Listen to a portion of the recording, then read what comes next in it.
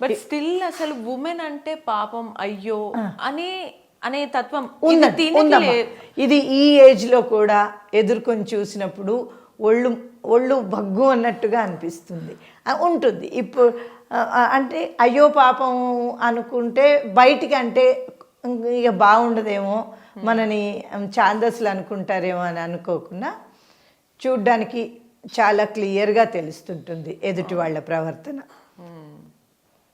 దాన్ని ఎక్కడికక్కడ దాన్ని కట్ చేయడం ఒక్కటే విధానం తప్పితే, ఎదుటి వాళ్ళు ఒక ఫీలింగ్ ఉంది అనుకుంటే ప్యాకెట్ ఆఫ్ చెప్పగలగాలి.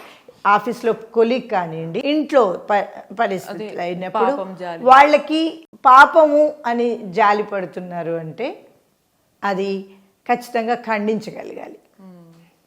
కానీ డూ యూ హేట్ ఉమెన్ అనే హేట్ అన్నదానికి అసలు ఆస్కారమే ఉండదమ్మా. ఎందుకంటే డిస్లైకింగ్ ఉంటుంది. కొన్ని ఏరియాస్లో బాగా చికాగ్గా ఉంటారు మగవాళ్ళు, అవన్నీ ఉంటాయి, ఉండవని కాదు. కానీ సమాజం అన్నప్పుడు స్త్రీ పురుషులు మీరు లైక్ చేయండి, లవ్ చేయండి, హేట్ చేయండి, డిస్లైక్ చేయండి, ఏమన్నా చేయండి, బయాలజికల్ నీడ్ ఏంటంటే you have to live together, right? Live together. So won't it be wise to live together? మీరు మీ నిర్ణయాత్మక అంశాలతో క్లియర్గా ఉండి ఎదుటి వాళ్ళని వాళ్ళ అంశాలతో ఉండనిస్తే గనక అది సరిగ్గా ఉంటుంది అన్నది మనకి మనం అలవాటు చేసుకోవాలి. ఇప్పుడు వెంటనే మగవాళ్ళను మనం మార్చేద్దాము అన్న దీంట్లో పోకుండా నేను చూస్తున్నాను తేడాలు బాగానే ఉంటాయి. మా తరానికి మేము విన్న అమ్మమ్మల తరానికి ఇప్పటి తరాలకి నేను నా కొడుకుని చూస్తుంటాను, వేరే ఆ ఏజ్ పిల్లల్ని వీళ్ళని చూస్తుంటున్నాను. యాక్సెప్టెన్స్ వచ్చింది, మెల్లిమెల్లిగా. ఇది మళ్ళీ ఒక చిన్న వర్గంలోనే, మళ్ళీ నేను ఇదివరకు చెప్పిన వాటన్నిట్లో ఇది ఏ మార్పు రాదు. అక్కడ women is a saleable commodity. అది అక్కడ మళ్ళీ ఏమవుతుందంటే ఆ ప్రాంతాలు మళ్ళీ అదంతా వేరే ఇదైన ప్రాబ్లం అమ్మా. అక్కడ అది చదువులే లేనితనం ఉంటుంది, బీదరికం ఉంటుంది. ఆ బీదరికంలో వాళ్ళని ఎలాగంటే అప్పుడు క్షామాలు, ఆ బెంగాల్లో వచ్చిన క్షామం, అవన్నీట్లో ఎట్లాగా అన్యాయంగా ఏది దొరికితే అది తిన్నారు అన్నట్టుగా ఇప్పటి దాంట్లో ఎట్లాగా ఆడవాళ్ళను వాళ్ళు అంటే చూసే ప్రక్రియ అన్నమాట. బీదరికం ఏమేం చేయిస్తుంది అన్నది. వీటికి మళ్ళీ నేను అదే చెప్తున్నాను, ఒక్కొక్క రంగానికి ఒక్కొక్క విధమైన ఇది తేడా తీసుకురావాలి మెల్లిమెల్లిగా. అందరికీ ఒకేలాంటి తేడాలు ఉంటాయి అని అంటే మాత్రం కుదరదు. హేటా, లైకా, డిస్లైకా, ఇప్పుడు మీరు చెప్పిన దాన్ని చెబుతాను. మీరు మూవీస్ అన్నారు, సినిమాలు. నేను పెద్దగా ఇప్పటి సినిమాలు చూడను, ఇవి తప్ప. ఎందుకంటే అది అక్కడ మళ్ళీ ఉమెన్ కమాడిటీనే. ఇంకా మరీ తెలుగు పిక్చర్లు అయితే, తెలుగు సినిమాలు అయితే అన్యాయమైన కమాడిటీనేమో అనుకుంటాను నేను. ఎందుకంటే నేను 20 ఏళ్ళుగా చూసింది లేదు, నాకు తెలియదు అంతగా. అక్కడ కమాడిటీ ఒక ఫ్లెష్ అండ్ బ్లడ్ ఇది మాత్రమే అయినప్పుడు దాన్ని తేడాలు తేవడానికి ఎవరో మొన్న పేపర్లో చదివేప్పుడు ప్రేక్షకులు అదే చూస్తారు కాబట్టి మేము తీస్తాము, వాళ్ళని ఖండించలేమా? ఖండించగలం. చాలా ఉంటాయి వీటన్నిటి వెనకాల కూడా చాలా చాలా సామాజిక, ఆర్థిక, ముఖ్యంగా ఆర్థికమైన, రాజకీయపరమైన ఇవి ఉంటాయి. ఆడవాళ్ళని ఇక్కడ చాలా ఉదాహరణలు ఇవ్వచ్చు, కానీ ప్రతి దాని వెనకాల ఒక కోర్ నెక్సెస్ ఉంటుంది.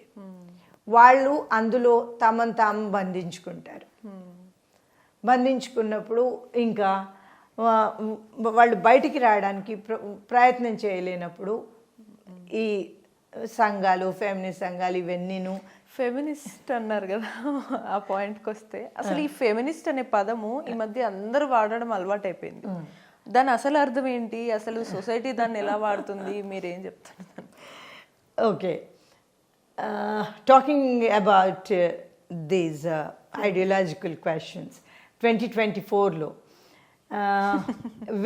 వెస్ట్లో అయితే ఫెమినిజం ఈజ్ డెడ్ అని వాళ్ళు రాసుకుంటున్నారు ఇప్పుడు. ఇదే అన్నమాట. మళ్ళీ ఎంత పెద్ద తేడా అంటేమా, వెస్ట్లో వాళ్ళు మొదలుపెట్టినప్పుడు వాళ్ళకి ఓటు వేసే హక్కు లేదు, వాళ్ళకి చదువుకునే హక్కు లేదు. వేరేస్ భారతదేశంలో మనకి తక్కువ మంది చదువుకున్నారు. సావిత్రిబాయి, ఫూలే వీళ్ళు వచ్చినాక చదువులు, అంతకుముందు ఒకటి అగ్రకులాల మహిళల చదువులు ఇవి అయితే మనకు ఉన్నాయి. మరీ అక్కడలాగా మరి మనకి చదువు రానితనం లేదు. అదొకటి. తర్వాత ఫ్రాంచైజ్ అన్నారు, ఓటు హక్కు అన్నారు వాళ్ళు. ఇక్కడ మనకి ఖచ్చితంగా స్వాతంత్రోద్యమంలో పాల్గొంటాం అని గాంధీ వెనకాల ఒంటి మీద నగలన్నీ తీసిచ్చే ఏ మహిళ కూడా భర్త అంగీకారం తీసుకుని వెళ్ళలేదు. ఇక్కడ మన చుట్టూ తెలంగాణలో కమ్యూనిస్ట్ ఉద్యమాలు ఉన్నాయి. వాటికి ఈ తేడా చూడాలి ఫెమినిస్టులు. నేను 2 ఎగ్జాంపుల్స్ ఇచ్చాను. నేను ఎప్పుడు చెప్తుంటాను మా విద్యార్థులకి, ఇండియన్ కైండ్ ఆఫ్ ఫెమినిజం అంటేనో, మళ్ళీ ఇది కూడా నేను శాంతా గోఖలే అని ఒక రైటర్ ఉంటారు, ఇంగ్లీష్లో రాస్తారు ఆవిడ, పూనా, మరాఠీ మహిళ.